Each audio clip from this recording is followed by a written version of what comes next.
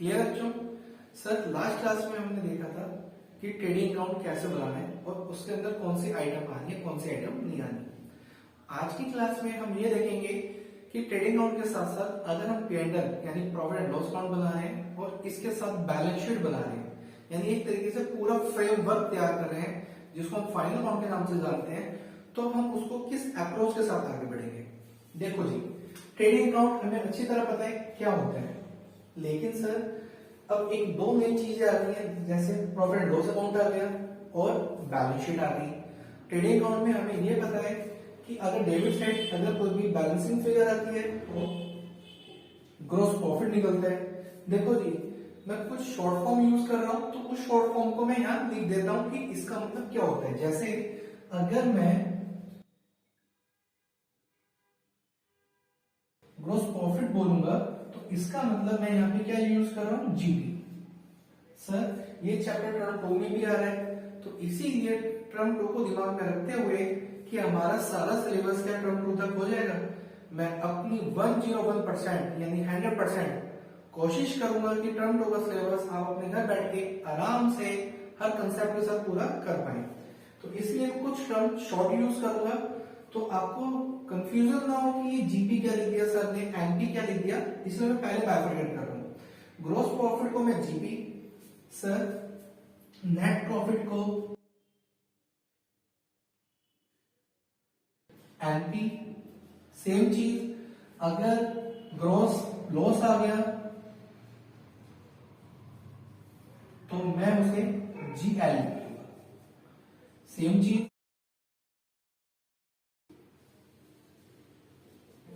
NL लिखूंगा। Clear है बच्चों? अच्छा सर, आज की क्लास में हम पहले बात करते हैं कि P&L होता क्या है, इसके अंदर कौन सी आइटम आती है, कौन सी आइटम नहीं आती। सर देखो, एक सिंपल सी बात, वो चीजें जो ट्रेडिंग अकाउंट के अंदर नहीं आती वो सारी की सारी आइटम कहां आएंगी, P&L अकाउंट के अंदर। क्लियर है? यानी वो आइटम का मतलब वो एक्सपेंस जो ट्रेडिंग अकाउंट के अंदर नहीं आते वो एक्सपेंस कहां आएंगे, P&L के अंदर। चलो सर, अब हम ये देखते हैं कि कौन से आइटम P&L अकाउंट के अंदर आते हैं, कौन से आइटम P&L अकाउंट के अंदर नहीं आते। यानी सर वो खर्चे यानी वो एक्सपेंसेस जो ट्रेडिंग अकाउंट के अंदर आ जाते हैं, लेकिन कुछ ऐसे एक्सपेंसेस होते हैं जो ट्रेडिंग अकाउंट के अंदर नहीं आते, तो कहां आएंगे आपके P&L अकाउंट के अंदर। जैसे आपने देखा था लास्ट क्लास में डेप्रिसिएशन, तो डेप्रिसिएशन ट्रेडिंग अकाउंट के अंदर नहीं आता तो कहां आएगा, P&L के अंदर। सर आपने उसके बाद देखा था एक्सपेंस ऑन सेल यानी कैरीज आउटवर्ड, तो ट्रेडिंग अकाउंट के अंदर नहीं आते तो कहां आएंगे, P&L अकाउंट के अंदर। सिंपल सी बात, जो ट्रेडिंग अकाउंट के अंदर आ जाए वेल एंड गुड, जो ना आए सारा सारा कचरा कहां फेंक दो, P&L अकाउंट के अंदर। क्लियर है जी? अच्छा जी सर, ट्रेडिंग और P&L अकाउंट को एक तरीके से हम इनकम स्टेटमेंट भी कहते हैं। इनकम स्टेटमेंट दो पार्ट होते हैं, एक होता है P&L, एक होता है ट्रेडिंग। तो इसीलिए इसमें या तो इनकम आती है या एक्सपेंस आते हैं। जितने भी एक्सपेंस होते हैं वो डेबिट होते हैं, जितनी भी इनकम होती है वो क्या होती है, क्रेडिट। आपकी पूरी लाइफ में अकाउंट में कभी भी कोई एक्सपेंस आए या लॉस आए, जिंदगी भर उसे डेबिट करना, कोई भी प्रॉफिट आए या इनकम आए, क्या होगा वो क्रेडिट। तो इससे बात ये क्लियर होती है, कभी भी हम जब एक्सपेंस और इनकम की बात करेंगे तो कौन सा अकाउंट में आएगी, या तो ट्रेडिंग अकाउंट के अंदर आएगी या P&L अकाउंट के अंदर आएगी। क्लियर है?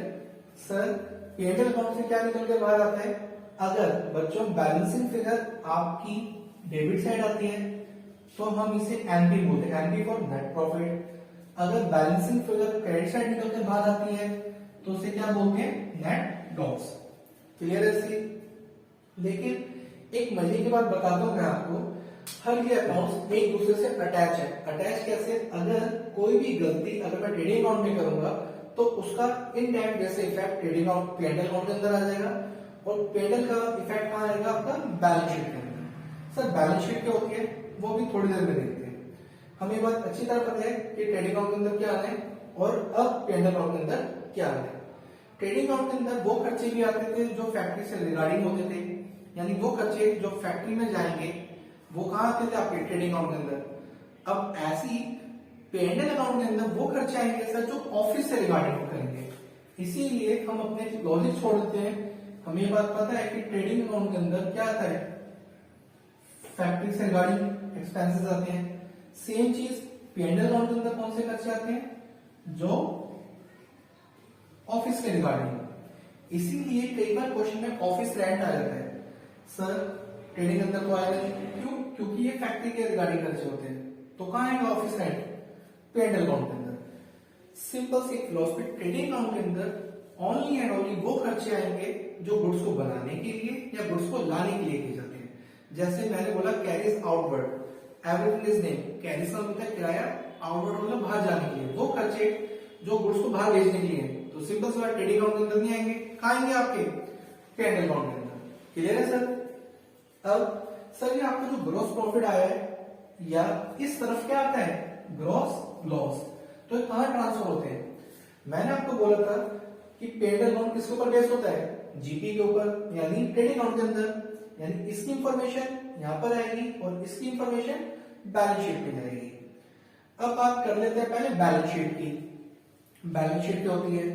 सब बैलेंस शीट में दो ही चीजें आएंगी, या तो लायबिलिटीज या असेट्स।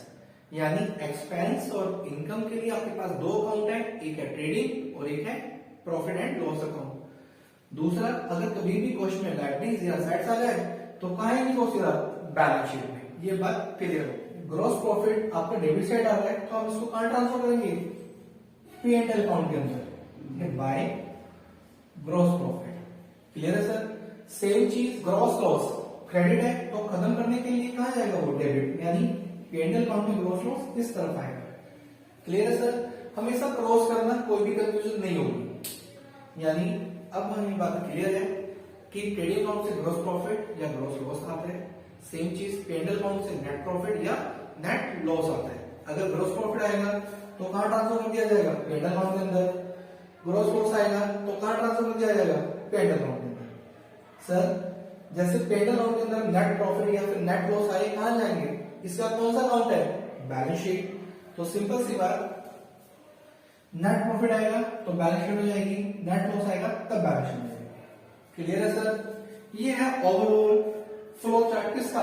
फाइनल अकाउंट का, कि ट्रेडिंग अकाउंट के अंदर कौन सी आइटम आनी है, प्रॉफिट एंड लॉस अकाउंट के अंदर क्या आना और क्या नहीं आना, ये बात इंपॉर्टेंट है। ये बात सबको रिकॉर्ड रहती है कि कौन सी आइटम आएगी, लेकिन मैं आप सबसे उम्मीद करूंगा कि कौन सी आइटम नहीं आ रही तो ये बात पता हो कि वो क्यों नहीं आ रही। अब जैसे मैंने आपसे बोला प्लांट एंड मशीनरी, क्या वो ट्रेडिंग और पी&एल अकाउंट के अंदर आएंगे? बिल्कुल नहीं आएंगे। क्यों नहीं आएंगे? क्योंकि सर प्लांट एंड मशीनरी आपकी असेट्स होती है और जो असेट्स होती है वो आपकी बैलेंस शीट में जाती है। अब जैसे मैंने आपसे बोला रेंट रिसीव, रेंट रिसीव क्या है सर? आपकी इनकम है। अब इनकम बैलेंस शीट में तो आती नहीं, तो या तो ट्रेडिंग अकाउंट के अंदर आएगी या पी&एल अकाउंट के अंदर आएगी।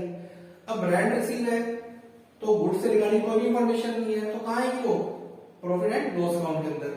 सेम चीज मैंने आपसे बोला क्रेडिटर, क्या क्रेडिटर ट्रेडिंग अकाउंट या पी&एल अकाउंट में आएंगे? नहीं सर। क्यों नहीं आएंगे? क्यों का आंसर आना चाहिए? क्योंकि सर क्रेडिटर आपकी लायबिलिटीज होते हैं और लायबिलिटीज कहां जाती है? आपकी बैलेंस शीट में। तो सिर्फ बैलेंस शीट में दो ही चीजें आएंगी, या तो असेट्स या फिर लायबिलिटीज। क्लियर है बच्चों? आप इसका स्क्रीनशॉट लें, इसके बाद हम क्वेश्चन में करके देखेंगे। चलो बच्चों अब एक क्वेश्चन करके देखते हैं। क्वेश्चन फाइनल अकाउंट का। सर मेरे पास दो ऑफर थे, पहले ट्रेडिंग अकाउंट बनाता, फिर प्रॉफिट एंड लॉस अकाउंट बनाता, फिर बैलेंस शीट बनाता। लेकिन जैसा रन तो हमारे सर के ऊपर है और हमें सिलेबस भी पूरा करना है और पूरे कंसेप्ट के साथ करना है, तो एक नए लॉजिक के साथ क्वेश्चन करके देखते हैं कि कौन सी चीज कहां आएगी, हम वहां डालेंगे। अगर कोई आइटम ट्रेडिंग अकाउंट के अंदर आएगी तो ट्रेडिंग के अंदर डालेंगे, कोई item profit and loss account के अंदर आएगी। देखो सर मैं पी&एल अकाउंट लिख सकता हूं, लेकिन इन एग्जाम आप प्रॉफिट एंड लॉस अकाउंट ही लिखेंगे और जो आइटम बैलेंस शीट के अंदर आएगी कहां लिखेंगे? वो बैलेंस शीट में। क्लियर है? और बैलेंस शीट में सिर्फ दो ही चीजें आएंगी, क्या? या तो असेट्स या लायबिलिटीज। क्वेश्चन को स्टार्ट करने से पहले मैं चार बातों पे फोकस करता हूं: एक्सपेंस, इनकम, असेट्स और लायबिलिटीज। एक्सपेंस और इनकम के लिए आपके पास दो अकाउंट है, ट्रेडिंग अकाउंट और profit and loss account. Liabilities और असेट्स के लिए कौन सी है? Balance sheet. दूसरी बात, कभी भी एक्सपेंस आए तो क्या होगा? डेबिट, और कभी भी इनकम या प्रॉफिट आए तो क्या होगा? क्रेडिट। तो सबसे इंपॉर्टेंट बात, अगर कोई भी खर्चा फैक्ट्री के लिए किया जाता है तो वो ट्रेडिंग अकाउंट के अंदर आएगा, कोई भी खर्चा ऑफिस के लिए किया जाता है तो कहां जाएगा वो पे एंड अकाउंट के अंदर। क्लियर है सर? चलो जी टीएस ग्रेवाल का चैप्टर नंबर 19 क्वेश्चन नंबर 16 करके देखते हैं। सर ने फॉरवर्ड बना लिया, अब करके देखते हैं कौन सी आइटम कहां आएगी।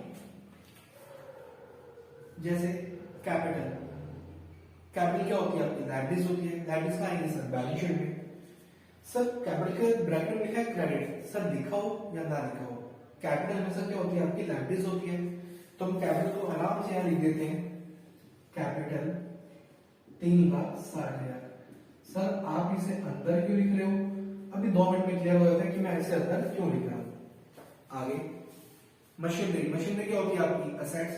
कोई भी आइटम आप कौन से अकाउंट में लिख रहे हैं और क्यों लिख रहे हैं ये बात क्लियर होनी चाहिए। जैसे मशीनरी आपकी क्या होती है? असेट्स होती है, और असेट्स कहां आएगी आपकी? बैलेंस शीट में।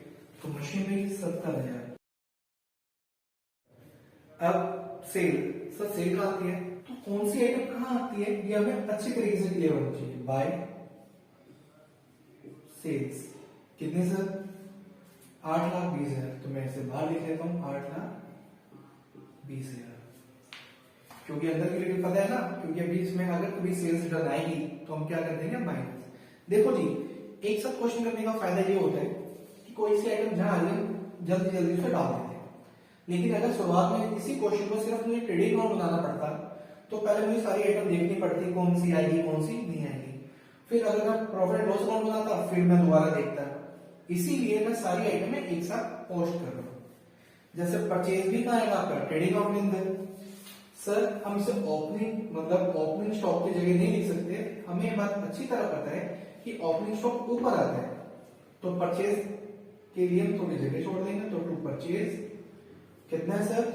4 लाख अंदर लिख दिया। क्लियर है जी?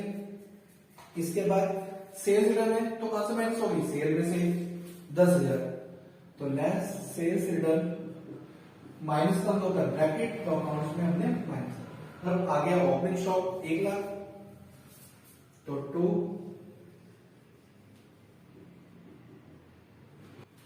1 lakh. Clear sir? Sir drawing कहां आती है? सर ड्राइंग में होता है पैसा निकालना पर्सनल यूज के लिए, है ना। अगर आप कोई भी चीज पर्सनल यूज के लिए करेंगे तो आपकी बिजनेस की कैपिटल जो होगी वो क्या होगी? कम। इसका मतलब जब भी कभी कोई क्वेश्चन करें अपने आप को बिजनेस माने। और हम 11th में हमें बात अच्छी तरह पता है कि बिजनेस एंटिटी कंसेप्ट होता है, जिसमें हमें बताया जाता है कि बिजनेस और ऑनर दोनों अलग अलग होते हैं। अगर मैं कोई पैसा बिजनेस को दे देता हूं तो सिर्फ बिजनेस अपने लिए यूज करेगा, लेकिन इन बिटवीन अगर मैं वही पैसा अपने पर्सनल पर्पस के लिए यूज करूं तो उसको क्या बोला गया? ड्रॉइंग, जिसकी वजह से मेरी कैपिटल क्या होगी? कम होगी। तो सिंपल सी बात है सर, आप ड्रॉइंग कर रहे हैं यानी पैसा अपने लिए अपनी फैमिली मेंबर के लिए यूज करेंगे तो मेरी कैपिटल क्या होगी? कम। मेरी मतलब बिजनेस की, तो इसमें से हम क्या कर देंगे? माइनस। ड्रॉइंग कितनी है जी? 40,000। तो एक बात क्लियर होती है कि जब भी आपको कोई ड्रॉइंग दिखाई दे तो हम क्या करेंगे? कैपिटल में से माइनस। वेजेस, सब वेजेस तो बैक एक्सपेंसेस होते हैं, कहां आएंगे? ट्रेडिंग अकाउंट के अंदर। तो 2 वेजेस 1 लाख। और ये बात क्लियर है कि मैं खाली जगह क्यों छोड़ रहा हूं, ये बात हमें पता होनी चाहिए। क्वेश्चन तो हर कोई बच्चा करता है, लेकिन क्वेश्चन करने के साथ साथ आप किस अप्रोच से उस क्वेश्चन को लेके चल रहे हैं ये इंपॉर्टेंट है। Carries inward, everything is name. Carries का होता है किराया, इनवर्ड मतलब अंदर आने के लिए। तो सर ये भी कहां आएगा? ट्रेडिंग अकाउंट के अंदर 5,000। तो 2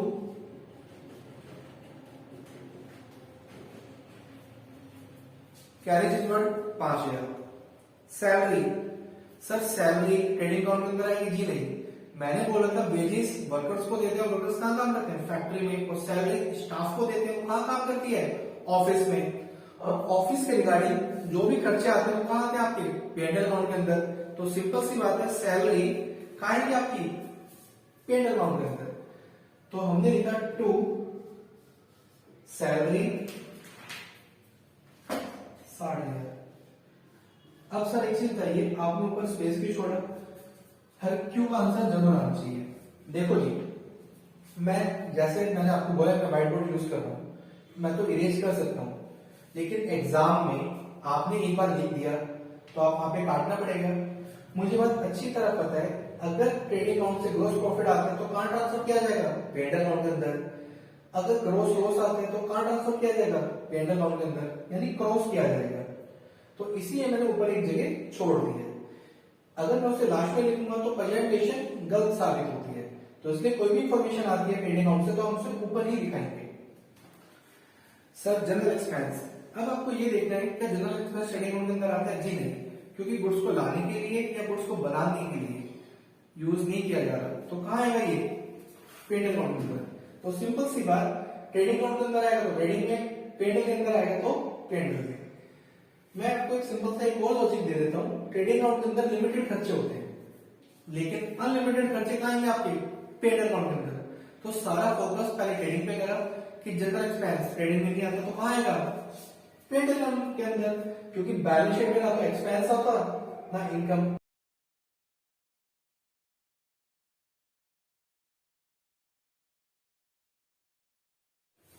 सर रेंट, रेंट कहाँ आएगा? ऑफिस में।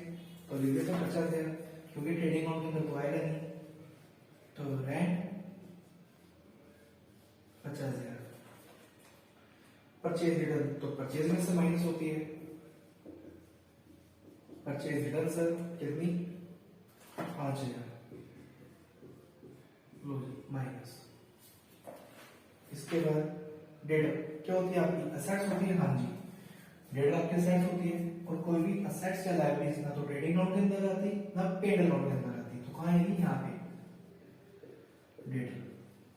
यानी सर आप ये कहना चाहते हो सिर्फ बैलेंस शीट में असेट्स और लायबिलिटीज आती है। डेटर कितना? 3 लाख।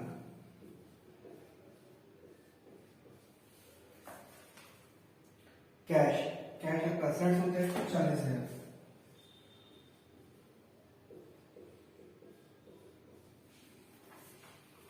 कैरीज आउटवर्ड, देखो सर कैरीज मतलब किराया, आउटवर्ड मतलब बाहर जाने के लिए, तो गुड्स को लाने के लिए तो है नहीं, तो ये किराया कहाँ आएगा? पेंडल अकाउंट के अंदर। तो टू कैरीज आउटवर्ड कितना सर? 20,000।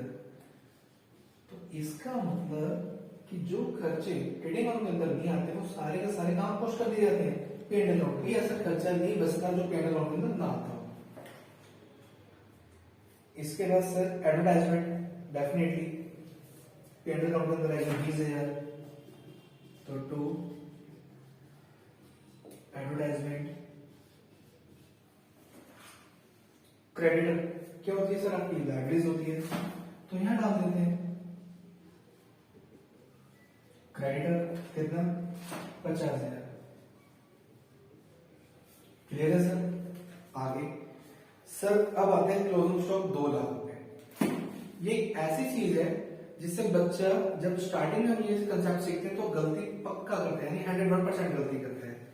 तो देखो मैंने आपको बोला था कि क्वेश्चन करने से पहले ये बात हमें अच्छी तरह पता हो कि हम गलती कहां कर सकते हैं। जैसे क्लोजिंग स्टॉक कहां आता है? यहां आता है सर। तो by closing stock 2 lakh. Question होगा है ना? देखिए सर, क्लोजिंग का मतलब होता है बचा हुआ, जो एंड ऑफ द डे मेरे पास बचा हुआ है। और इस बैलेंस शीट का मतलब होता है, बैलेंस का मतलब होता है बचा हुआ, शीट का मतलब होता है पेज, यानी जो भी लाइब्रेरी और जो भी असेट्स बच गई है उसको कहां लिख दो? एक साथ लिख दो, यानी उनका बैलेंस लिख दो। That's called balance sheet. तो स्टॉक भी तो क्या है? बचा हुआ है ना, और स्टॉक क्या होता है? मेरा है, तो क्या होगा? वो मेरी असेट्स। तो आप इसे असेट्स में लिखाएंगे स्टॉक कितना जी? 2 लाख। यानी अगर मैं सिंपल वे में बात करूं तो जब भी क्लोजिंग स्टॉक आए तो एक तो ट्रेडिंग अकाउंट की क्रेडिट साइड आएगा और असेट साइड आएगा। असेट साइड क्यों आएगा? क्योंकि वो मेरी असेट्स होती है और वो बचा हुआ है, और जो भी बचा हुआ है वो कहां आएगा? आपका बैलेंस शीट में, क्योंकि नाम ही है बैलेंस मतलब बचा हुआ, शीट मतलब एक पेज। तो जो भी लायबिलिटीज और जो असेट्स है वो सारी एक तरफ लिख दो। क्लियर है बच्चों? लो जी, क्वेश्चन कंप्लीट। तो प्लीज स्क्रीनशॉट लें आप इसका और साथ में कैलकुलेशन करके देखें कि प्रॉफिट हो रहा है या लॉस। चलो बच्चों स्क्रीनशॉट ले लिया होगा, मैंने भी कैलकुलेट कर दिया। लेकिन सर जब आपने कैलकुलेट करा आपका ग्रोस प्रॉफिट आ रहा है 4,10,000, उम्मीद करता हूँ सबका भी आ रहा होगा। लेकिन अब हुआ ये, हमें ये बात अच्छी तरह पता है सर डेबिट है तो कंफर्म है कि अगर पोस्ट करेंगे तो कहाँ पोस्ट करेंगे, पेड अकाउंट के अंदर। कर दिया जी, ऊपर जगह छोड़ी थी ना, कैलकुलेट करा, कितना आ रहा है 2,40,000। क्लियर है बच्चों? सर जो नेट प्रॉफिट 2,40,000 आ गया, कहाँ डालना है इसे? क्योंकि ट्रेडिंग अकाउंट की चीज पेंडल अकाउंट के अंदर आती है, पेंडल अकाउंट की चीज बैलेंस शीट में जाती है। अब ये किस तरफ जाएगी? देखो जी, अगर नेट प्रॉफिट हो रहा है जिसकी वजह से मेरी कैपिटल क्या होगी, इंक्रीज होगी, तो मैं कैपिटल में क्या करूंगा, प्लस करूंगा। यही चीज अगर नेट लॉस आता तो नेट लॉस की वजह से मेरी कैपिटल क्या होती, कम होती, तो मैं माइनस करता। तो moral of the story, net profit और नेट लॉस आएगा सर बैलेंस शीट में, ग्रॉस प्रॉफिट नहीं आएगा। क्लियर है? तो मैंने इसे प्लस करा, 5,60,000 है। तो सर देखा मैंने कि बैलेंस शीट में दोनों साइड टोटल सेम आ गया। अगर बैलेंस शीट में दोनों साइड टोटल सेम आता है तो आपका पूरा क्वेश्चन सही है। अगर कभी भी लाइब्रेरी साइड कुछ और आ रही है, असेट साइड कुछ और आ रही है, इसका मतलब आपने कहीं ना कहीं गलती जरूर करी है। क्लियर है बच्चों? नाउ लो सर, स्क्रीनशॉट आप दे सकते हैं विद कैलकुलेशन। चलो बच्चों एक और क्वेश्चन देखते हैं ताकि हमें ये स्ट्रॉन्ग हो जाए, हम ये पता चल जाए हमें कि कौन सी आइटम कहाँ आएगी। क्वेश्चन नंबर 17, ये क्वेश्चन सिर्फ हमारे प्रैक्टिस के लिए है कि पेंडल, ट्रेडिंग और बैलेंस शीट में कौन सी चीजें आएंगी और कौन सी नहीं। मैंने आपको एक सिंपल सा फिलॉसफी बताई कि जब भी कोई एसेट्स या लायबिलिटीज है तो कहाँ भगा दो उसे, बैलेंस शीट में। कभी भी कोई एक्सपेंस या इनकम आए तो आपके पास दो ही ऑफर है, या तो ट्रेडिंग अकाउंट के अंदर या पेंडल अकाउंट के अंदर। ट्रेडिंग अकाउंट के अंदर फैक्ट्री के रिगार्डिंग खर्चे आएंगे और पेंडल अकाउंट के अंदर ओनली ऑफिस के रिगार्डिंग खर्चे आएंगे। क्लियर है सर? चलो जी, जो सी आइटम जहां आएंगे वहां डालेंगे।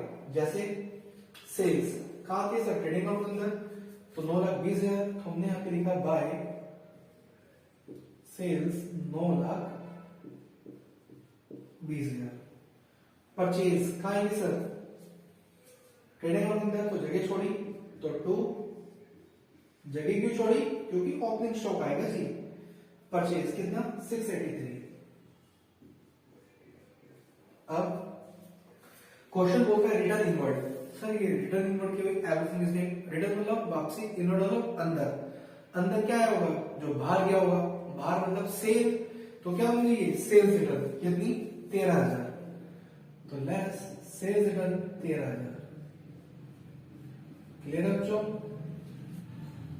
सेम चीज रिटर्न आउटवर्ड, रिटर्न मतलब वापसी, आउटवर्ड मतलब बाहर। बाहर क्या गया होगा, जो अंदर आया होगा, लाइक परचेज, तो क्या होगी परचेज रिटर्न कितनी, 22,000।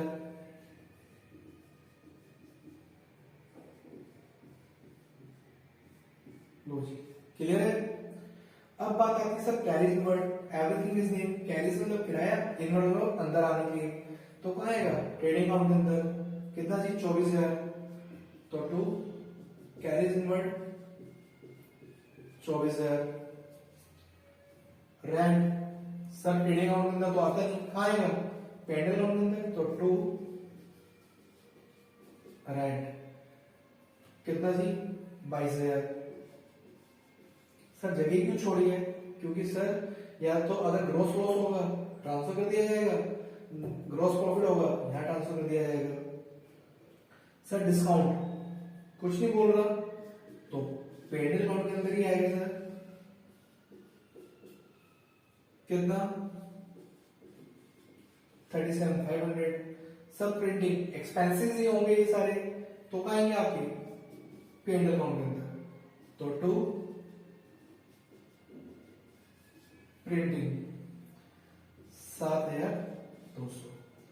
सर इंश्योरेंस, इंश्योरेंस भी क्या आपकी एक्सपेंस ही एक तरीके से, 5,000। तो एक्सपेंस कहाँ आएगा, पेंडल अकाउंट के अंदर, तो 2 इंश्योरेंस कितना जी, 5,000। सर अगला है ट्रैवलिंग एक्सपेंस, तो खुद सोचो, गुड्स को लाने के लिए, गुड्स को बुलाने के लिए है नहीं है सर, आएगा पेंडल अकाउंट के अंदर, तो 2 ट्रैवलिंग एक्सपेंस कितना जी, 14,000। अब पोस्टेज एंड कोरियर, ये भी सर खर्चे ही है, कितना, 6,200। क्लियर है जी? Now miscellaneous expense, everything is miscellaneous, सब कुछ मिक्स, ऐसे मिक्स वैल्यू होती है। एक्सपेंस खर्चा है तो दो ही ऑप्शंस है हमारे पास, या तो ट्रेडिंग अकाउंट या पेंडल अकाउंट। ट्रेडिंग अकाउंट में बना नहीं सकता है क्योंकि इसके लिमिटेड एक्सपेंसेस होते हैं, तो कहाँ आएगा, पेंडल अकाउंट में। तो टू मिसलेनियस एक्सपेंस कितना sir, 9,000। Sir bad debts, bad debts क्या होता है, जो पैसे मर गया, लॉस हो रहा है ना, कभी भी एक्सपेंस हो या लॉस हो, क्या होगा, डेबिट। अब लॉस को बैलेंस शीट में तो जा नहीं सकता, आपके पास फिर दो ऑप्शन है, ट्रेडिंग और पीएनएल, तो कहाँ आएगा, पीएनएल अकाउंट के अंदर। तो टू बैड डेट्स